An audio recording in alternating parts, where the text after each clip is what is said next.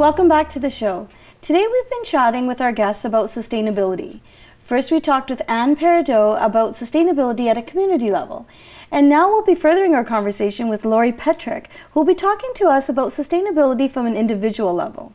Welcome to the show, Lori. Thanks, Evie. So Lori, I know that you're a registered dietitian, and what I really love about your work is you have a personal accountability niche to your work.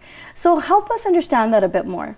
So when I first started doing nutrition education, and as a dietitian, that's what we do. We teach people how to eat healthy and what choices are healthy choices. You quickly realize that people come to you for answers, but they already know a lot of the answers. They know what fruits and vegetables are good for them and not to eat too much meat and things like that. But what ends up happening is they have a really hard time changing their habits. So I really started to look at health and how they valued their health from when they started forming their habits. So when you start to look back on a person's childhood, you really start to look at where they form their values, and really quickly you start to have an understanding of how they think about food.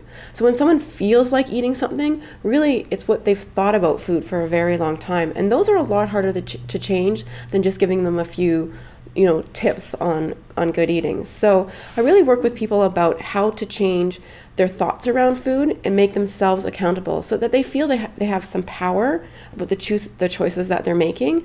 And empowering people is really the important thing when you're looking at change.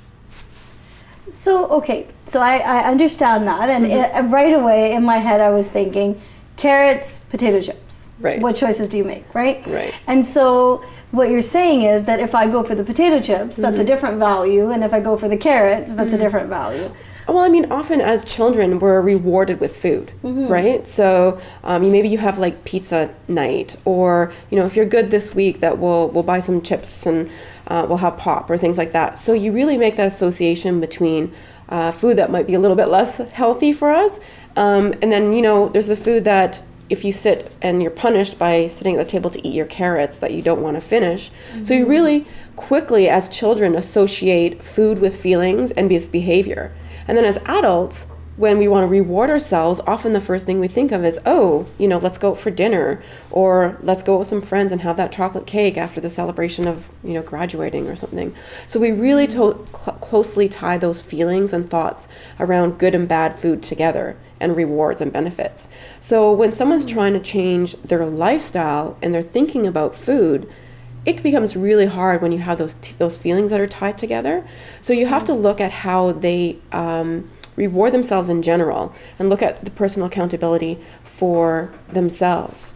So it's a bit of a mind jinx in a way, but they really, once you start to get into habits, and I always tell people you inherit your habits more than you do your heredity, because often people say, my family's this way and I must have inherited my overweight or my cholesterol levels and things like that, and often they've just inherited the habits that have been passed on from generation to generation. So once people realize that, they do realize they have more control over what they can put in their mouth and the reasons they're choosing the foods they are. Wow, this reminds me of a story which is a bit off topic, but that's the story I was remembering as you were talking. That I remember a few years back, my daughter came home and she had learned from school that every A that people got on their report card, they were given a monetary value. So they would be given $10 per A on their report card.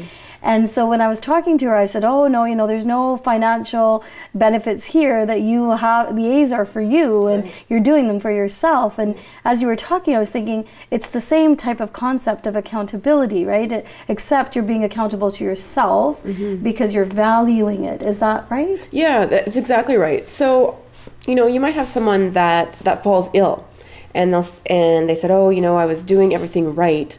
I was exercising, I was eating right, and I still got sick. So why did I bother? And what I usually say to that is, well, it's really good that you were healthy when you got sick, because you would have been a lot sicker.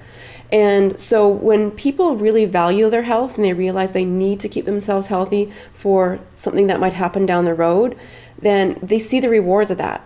But if you've never seen that, if you've always had sickness in your family, and people have been making maybe not as healthy choices, you might think that maybe you're just unlucky, or our family just inherited this sickness. When in reality, for something like cancer, we know only 10% of cancer has actually come through our genes. But yet we look around and often people say, oh, it runs in my family, I'm sure to get it.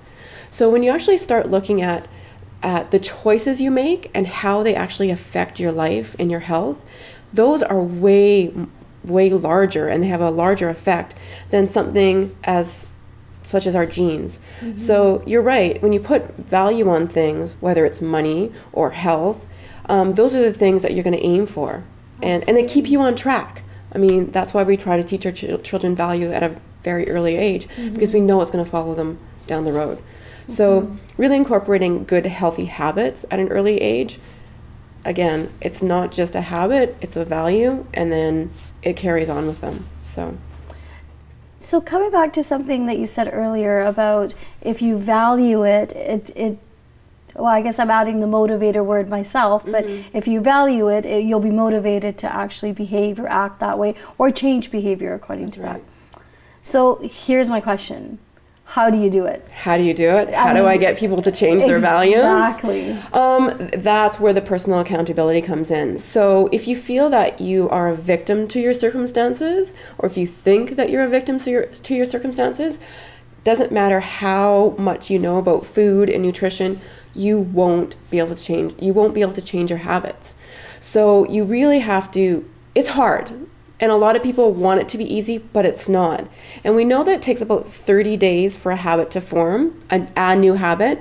And 30 days for one new habit. So if you think of all the bad habits that we might have inherited, it takes a long time. It can take a couple years for people to actually change their whole lifestyle. And so when you have a lot of the quick fixes that you have in different diets, the reason that they don't work is because they're quick.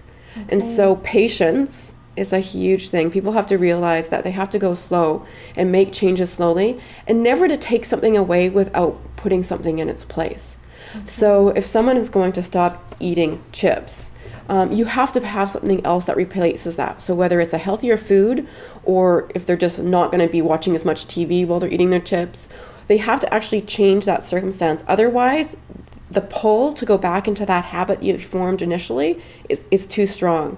So taking something away and adding something in. So, instead of sitting in front of the TV, you might want to go for a walk, because that TV might be too much of a habit forming to change. So it's interesting. Some people will say, well, aren't you changing two things? You're making people exercise as well as eat healthy. It's like, no, I'm just changing the road that they're going down.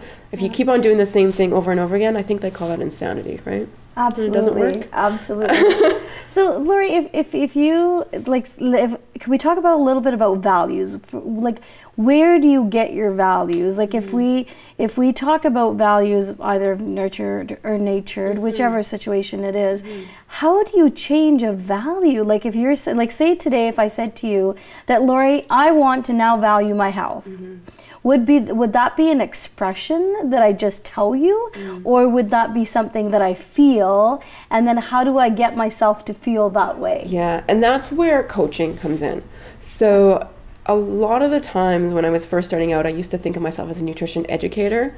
Now I really see myself as a nutrition coach. You need that mentor. You need that person that's going to keep you on track to, like I said, you can teach them the right things, but people fall off the road pretty quickly if you don't have that person that's helping you to make that change. You really want to surround yourself with people that think and feel that way as well.